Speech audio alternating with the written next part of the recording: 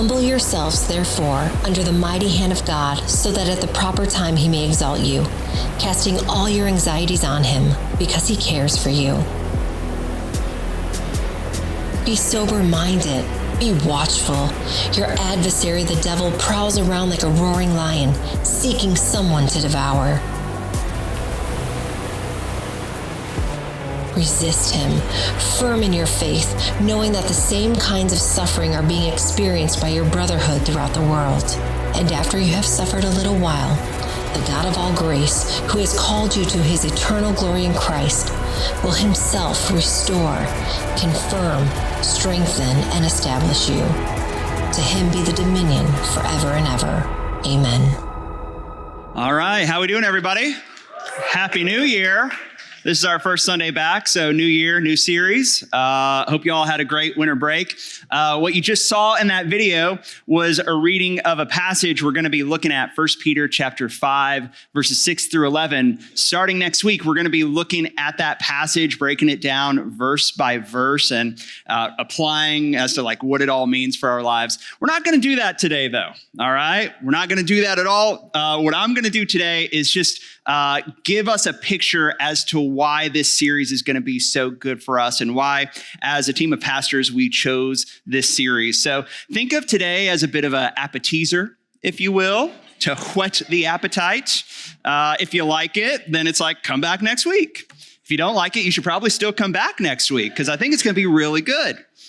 But here's why we chose this series, Upon This Rock. So something we've noticed, and I'm sure y'all have noticed, is that generally speaking, collectively as a society, we are not doing so great. I mean, can we agree on that? We're just not really nailing it in terms of like wholeness and health, in terms of categorically, spiritually, emotionally, mentally, relationally. We're just not doing great. It seems like 3 or 4 years ago, the topic of mental health wasn't something people really talked about. And now, rightfully so, it's on everyone's minds to talk about that. It seems like most people would agree, generally speaking, we're just not doing awesome as a society. So what do we do with that? If this is the problem of overall collective unhealth, what do we do with that? And based off of that question, you're going to get wildly different answers based off of how you deal with that problem. If overall unhealth and wellness are the problems, then what is the solution? And you're going to get a lot of different answers out there. Some people will say the answer lies in self-care. If you just take care of yourself, then things will get better. Others will say you need to cut the toxic people out of your life. Other people will say you need to figure out what your truth is and live by that. Other people will say you need to find a hobby and do that. Other people will say you just need to drink more water and go outside more often. Other people will say that you need to just change the circumstances in your life. And if you just change the harder circumstances, then your life will be better. The point is, while all of us would probably agree that collectively we're not doing great, you're going to get a lot of different answers as to what the ultimate solution is going to be. And it's kind of like we're all drowning collectively, just desperate to find something that will keep us afloat. Now, as Christians, there's a lot of ways we might try to answer that question about why we are not doing well collectively. And the Bible gives a lot of explanations and images to help us understand how to think through this topic. But one that stands out to me is the image of the rock. Now, I'm not talking about Dwayne Johnson. I'm talking about I'm talking about this idea that the Bible does a lot, this image of a rock kind of all throughout Scripture, this source of stability and security. So let me just show you one passage in particular. Jesus says this in the Sermon on the Mount to sort of end his teaching, Matthew chapter 7. He says, "Everyone who hears these words of mine and does them will be like a wise man who built his house on the rock. And the rain fell and the floods came and the winds blew and beat on that house, but it did not fall because it had been founded on the rock. And everyone who hears these words of mine and does not do them will be like a foolish man who built his house on the sand. And the rain fell and the floods came and the winds blew and beat against that house and it fell, and great was the fall of it. So this is towards the very end of Jesus's Sermon on the Mount sermon in Matthew chapter 5-7. This is one of the very last things he says in that. And it's sort of his mic drop moment. One of the last things he says. He's basically saying, in light of everything he taught on, that there is a way to orient your life in one of two ways. You can orient your life, you can ground your life built off of his life and his teachings. And when you do that, it'll be like living life on a rock where there is stability and security and peace. And on the other hand, there's a life that you can live that is outside of him, that it will be like you're drowning, where it's going to feel like sinking sand. It's going to be a life filled with insecurity and the like. Now, keep that in mind. And I have a picture to show you now. All right. Now, when I first saw this, I just thought, one of the pastors just Googled rock or cave. I was like, all right, cool. But what this is important geographic location in Caesarea Philippi in northern Israel. And this is the backdrop that Jesus makes a pretty radical statement about himself. It's in Matthew chapter 16. You'll notice here as well, there's this big rock face in Caesarea Philippi, and there's a big cave opening right inside. And at that time, people thought this cave in Caesarea Philippi was actually like the gateway to hell itself. So keep that in mind. That's really important as we read this next bit in Matthew chapter 16. So they're at Caesarea Philippi, verse 13. Now, when Jesus came into the district of Caesarea Philippi, he asked his disciples, "Who do people say that the Son of Man is?" So the Son of Man is this Old Testament figure in Daniel chapter 7, this person who is going to bring about God's kingdom once and for all, to do away with sin forever and rescue God's people finally. And Jesus is saying, all right, who do you all think the Son of Man is? And then verse 14, you get their answers. They said, some say John the Baptist, others say Elijah, others Jeremiah, or one of the prophets. So at that time, there was sort of this thought that in the Jewish world, in the Jewish worldview, that the resurrection would happen. And when the resurrection happens, that would be like a sign of the end times that the Messiah has come back. And so the fact that Jesus was teaching and doing things that were similar to Old Testament prophets, there was starting to become this murmur around Jesus that maybe he is actually one of the resurrected prophets from the Old Testament to like usher in the Messianic kingdom once and for all. So Jesus is asking, who do you guys think I am? And they all start saying like, well, some say this, some say that. But either way, it shows me the disciples don't really quite know who Jesus is supposed to be. And so he pokes at them a little bit in verse 15. He said to them, but who do you say that I am? Simon Peter, who was probably one of the oldest in the group and maybe like the leader of the disciples, replied, you are the Christ, the Son of the living God. So Peter makes this radical confession that prior to this, the disciples had not really said out loud before. Peter says that Jesus is the Christ, the Messiah, the Son of God, prophesied so long ago, who is going to bring the kingdom of God in once and for all. Then check this out, verse 17. Jesus said to him, blessed are you, Simon Bar-Jonah, for flesh and blood has not revealed this to you, but my Father who is in heaven. And I tell you, you are Peter, and on this rock I will build my church, and the gates of hell shall not prevail against it. So see, Jesus is doing like some this object lesson, this illustration. They are at this cave where people assume are the gates of hell, and he's making this statement. And verse 17 and 18, it gets really meta for a second. So track with me here. So Jesus, he's saying this while they are either right near or even on that very rock. Let's look at that picture again.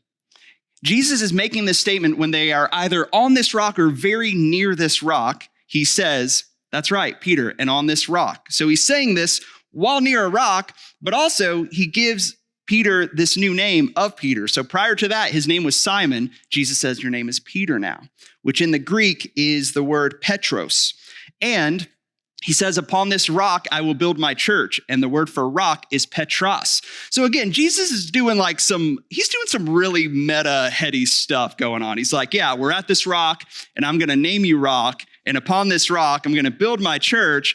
And some people get like really caught up in all of that and are like, okay, so what did Jesus mean? What is the rock exactly?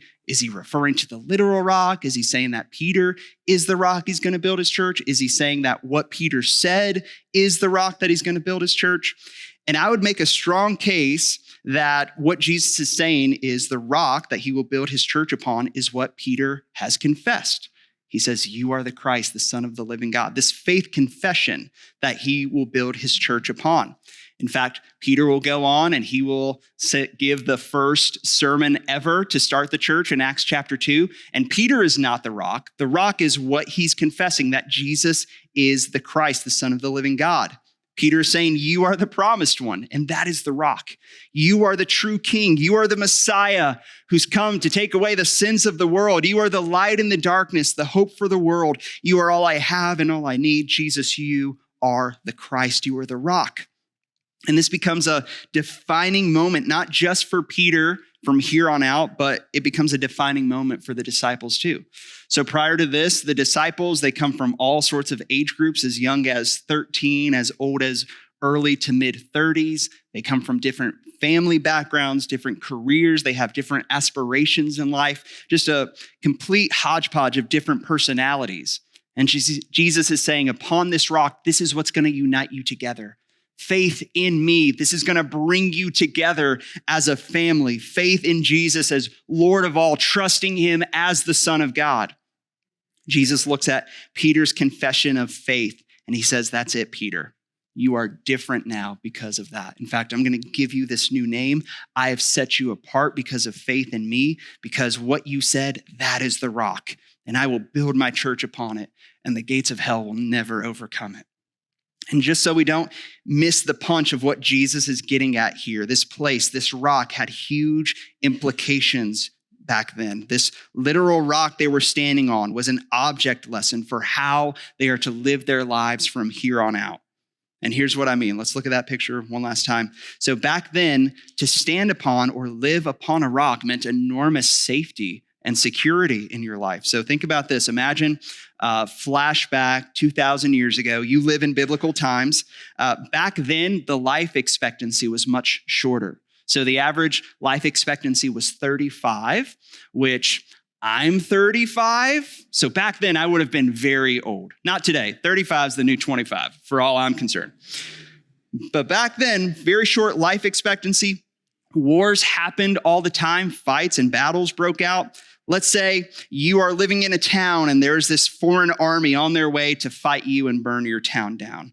And so you need to fend for yourselves. And there's this big rock that's like right outside of your town. What you want to do is you want to climb upon that rock, because the logic was you could see the enemies coming from miles away. You could see how big the enemy threat was, and you could go and report back to others. Not to mention, if you have the high ground, as all of our Star Wars nerds know, if you have the high ground, it's a deep cut. You YouTube that later. But if you have the high ground, then you are able to fend for yourself from any attack. You want to have this vantage point. Not to mention the fact a high ground was a place of safety. In the same way, like if it rains in Columbia, you want to seek high ground, right? You don't want to be in parts of downtown or Five Points when there's a heavy rain coming. You want high ground because there's safety and protection. That's what it's getting at here, that Jesus, the rock, he is this source of security and protection. In fact, there's a famous line we read and sung about this just a few minutes ago, but David says this in Psalm 61. David says, "Lead me to the rock that is higher than I, for you have been my refuge, a strong tower against the enemy." He's saying, God, I don't want to be left down here on the ground, because when I'm down on the ground, I cannot see things clearly for what they really are. I can't see the enemy coming for me. I'm left helpless and on my own if I don't get up on the rock. So God, lead me up there where I'm safe from my enemies, up where I can see with clarity. Lead me to something that is bigger than me, something solid to stand on, something that helps me see what you see. And I would argue that sometimes in the hectic pace of life, we sort of operate from the ground. And I hope I'm not the only one who feels that, but sometimes it sort of feels like you're in survival mode, like you're just shuffling from one thing to the next thing to the next thing, just day in and day out. And it's disorienting and confusing at times. You're dealing with all of the immediate pressing concerns and questions of life, like, okay, what am I supposed to do next? Okay, am I going to get there in time? Did I make sure to send out that email? Did I meet that deadline on that project? Who's picking up the kids today? Am I picking up the kids? Can I make that happen? Did I remember to move the laundry over? Did I remember to do the dishes? Sometimes I'm even like, what day is it? It feels like a Friday, but it's a Monday. Okay, and sort of just thinking through that. And then if you manage to get past all of the day-to-day pressing questions, maybe it's like when you're drifting off to sleep, worn out by the day, you find yourself eventually asking those bigger questions in life, like, is this what my life is supposed to be like? Am I the right kind of tired? Am I a good enough parent? Am I a good enough spouse? Why do I feel sad sometimes? Is my life fulfilling? When was the last time I talked to God about all the heavy and hard stuff going on in my life? Why am I having more doubts than I used to have? How in the world do I think about all of these things going on in this broken world about me? How am I supposed to navigate that and think through that? And how do I talk to my kids about all of that? But by the time these questions finally surface, you finally fall asleep, and then you wake up and all of those immediate day-to-day questions pop right back up. My point is, life on the ground can often feel chaotic and restless and directionless. And when that happens, you can end up wasting a lot of time over things that don't ultimately matter. Maybe over time you find life on the ground, living that for some time, you find that God seems distant, when in actuality, it's you who have grown distant from God. But there's another option. Life up there, life on the rock, where you can see more clearly, where you have perspective, where you have purpose and vision for your life that comes from God, and it becomes the orienting principle to shape your life around. So yeah, you go to bed tired, but you have peace about it because it's the right kind of tired. You're still sad sometimes, but you're processing that openly, regularly with God and with others. You still have doubts, but you're taking that to trusted community because you're operating from a higher place. You're living life on the rock. God is leading you to that rock that is higher than you, and you take the invitation. And life is still busy and full, but you have this perspective now that you didn't have when you were living life on the ground. I would imagine this is the sort of life we really want, but to be honest, there is a lot working against us. There's a lot that is hindering us from being those sort of people who operate and living life up on the rock.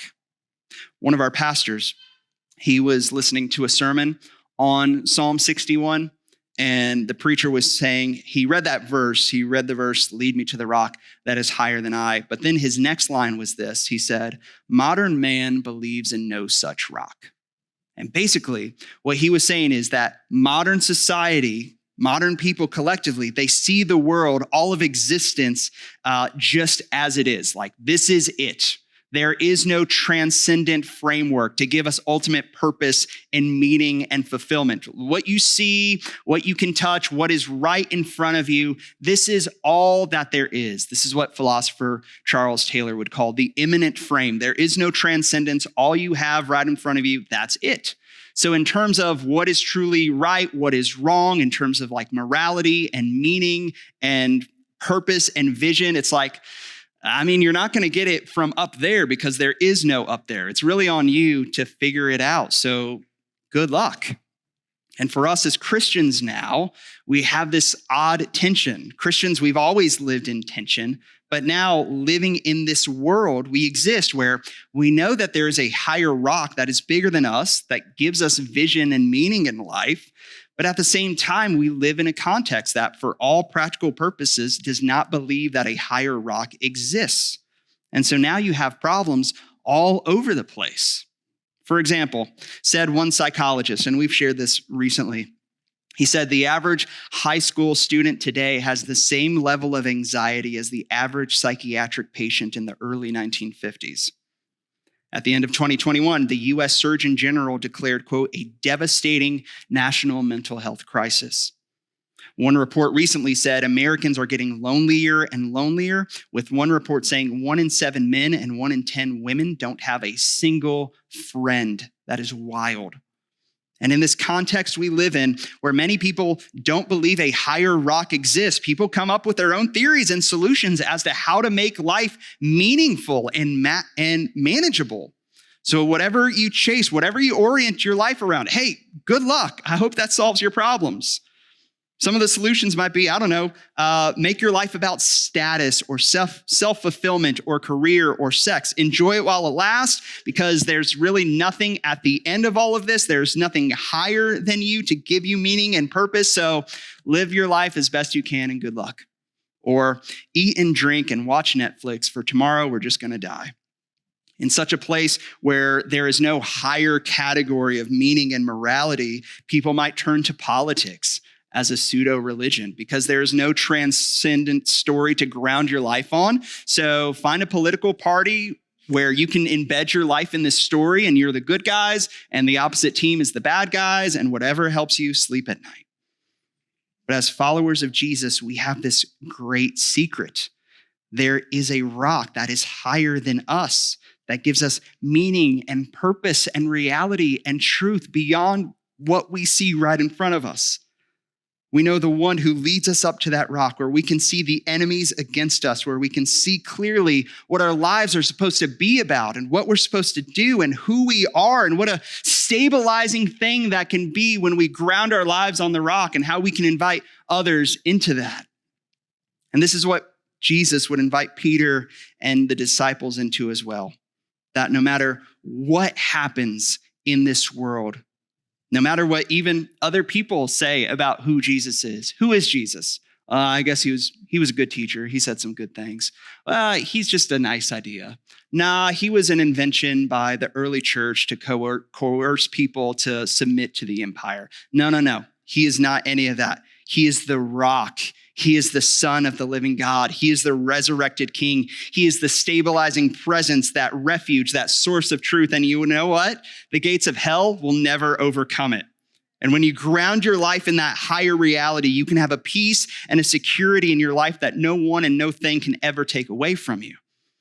Even if circumstantially your life feels the same, or even if your life circumstantially gets worse, you have a rock available to you.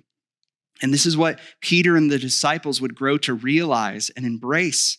They would spend the rest of their lives preaching Jesus and living a life grounded in Jesus, no matter what happened to them. In fact, if you look at church history, you will see that most of the disciples ended up living and preaching Christ, but ended up dying terrible deaths while never once regretting the cost, because Jesus was the rock. Jesus was the rock. Jesus invited them to come follow him, to come and die, because he had a better place to lead them to. Jesus built his church on the faith expressed on that ancient rock in Matthew 16. And for the last 2,000 years, the church of Jesus has gone forth, empowered by the Holy Spirit, and it has outlasted and weathered persecution of all kinds.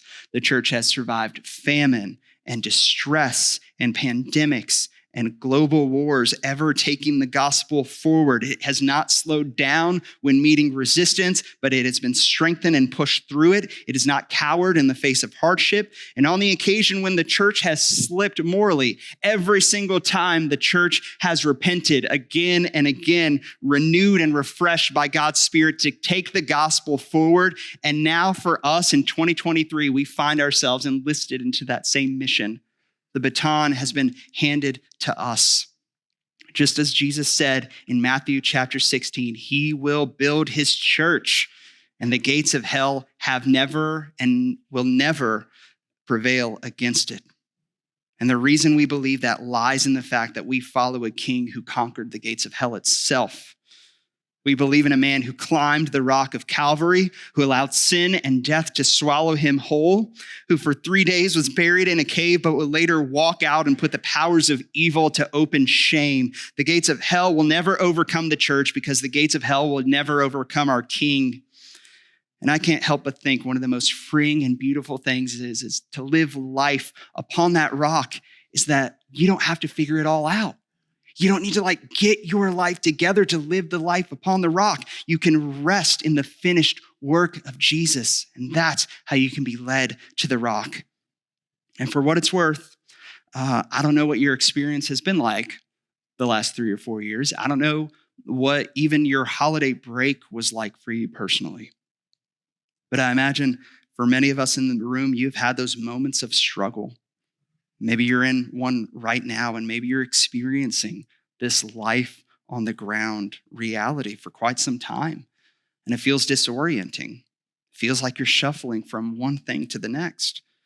Perhaps things have been especially difficult in your life recently, and it's hard to get perspective and vision to sort of navigate all of this.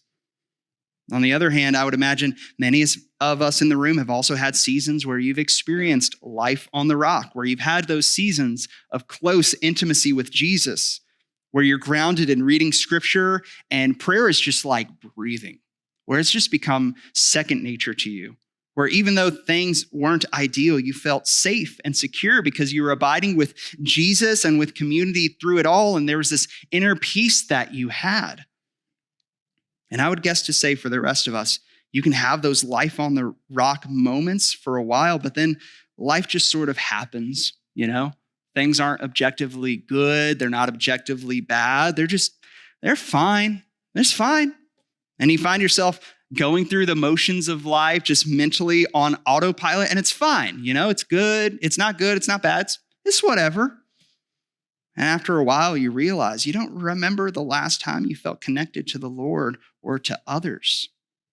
Wherever you are this morning, Jesus is calling you now.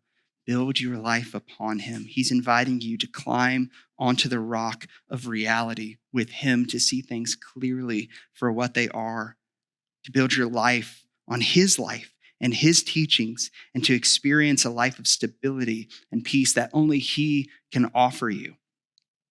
Which sounds great, but what does that actually mean?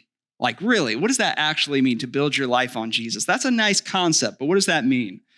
What does it mean come Monday morning when your alarm, wakes you up from bed and you don't want to get out of bed? What's it mean to build your life on Jesus? Well, the good news is we have huge insight as to how all of this looks in Scripture. And that's why starting next week, we're going to be looking at 1 Peter chapter 5. Verse 6 through 11, we're going to be pulling some practical wisdom and insight as to what all of that means. And whenever it relates, we'll even be looking at the life of Peter and talk about the life lessons he learned to enable him to write what he wrote in 1 Peter 5, how he went through some hard lessons in life so that we don't have to go through it. And it's our hope that as we spend 7 weeks looking through this passage together, that would be really good and stabilizing for us. Starting next week in life groups, we're also going to be memorizing this passage together, which sounds like a lot, but we got 7 weeks to figure it out. I believe in us. We can do it. We're going to be doing some spiritual practices along with it. But our hope is that as we unpack this more and more and memorize that it would get worked into our hearts, and that our souls would just become more and more a place of stability and refuge because it's grounded in the work of Jesus. So I don't want to spoil anything for you. You have to come back next week. But I imagine it's going to be really, really helpful and practical for us. I do want to do something a little bit different to end our time this morning, though. So what I want to do, since we're going to be studying this passage starting next week, we're going to do something a little different, unique to end our time. I'd invite you to stand with me, if you're able, as I read this passage over us. And then the band will come up. And as you're standing and as I'm reading this over you, I just want you to, listen to these words. Peter wrote this 2,000 years ago, and the Spirit was working through him to communicate these truths to you right now. So just take a deep breath. I'd invite you, if you want to even close your eyes and to hear these words. This is the Spirit speaking to you, leading you to the rock that is Jesus. 1 Peter 5, verses 6 through 11. Humble yourselves, therefore, under the mighty hand of God, so that at the proper time he may exalt you, casting all your anxieties on him because he cares for you. Be sober-minded, be watchful. Your adversary, the devil, prowls around like a roaring lion, seeking someone to devour. Resist him, firm in your faith, knowing that the same kinds of suffering are being experienced by your brotherhood throughout the world. And after you have suffered a little while, the God of all grace, who has called you to his eternal glory in Christ, will himself restore, confirm, strengthen, and establish you. To him be the dominion forever and ever. Amen.